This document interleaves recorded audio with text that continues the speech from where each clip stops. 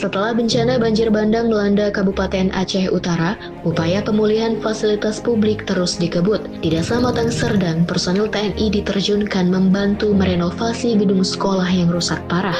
Aksi ini mendapat apresiasi langsung dari pihak sekolah guna memastikan aktivitas belajar mengajar kembali normal.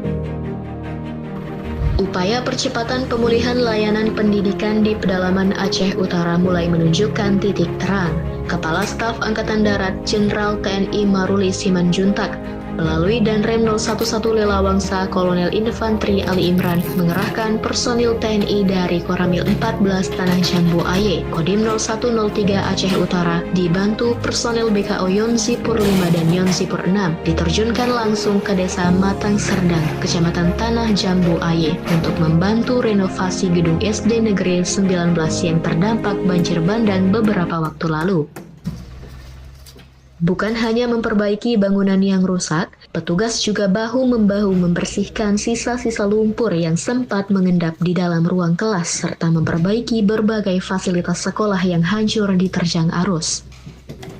Kondisi SD Negeri 19 Matang Serdang sebelumnya sempat lumpuh total akibat material dan lumpur sisa banjir yang masuk ke seluruh ruangan. Kini dengan adanya bantuan renovasi ini, diharapkan para siswa dapat segera kembali ke bangku sekolah dengan aman dan nyaman tanpa harus menunggu waktu lama. Diharapkan dengan perbaikan infrastruktur ini, semangat belajar siswa di wilayah pedalaman Aceh Utara tidak luntur meski baru saja dilanda bencana. Sekolah ini sangat terdampak, semua pagar dibawa arus dan juga gerasi sekolah, juga parkir dan pustaka dan toiletnya semuanya terbawa arus dan kursi-kursi banyak yang rusak dan lumpur penuh semua.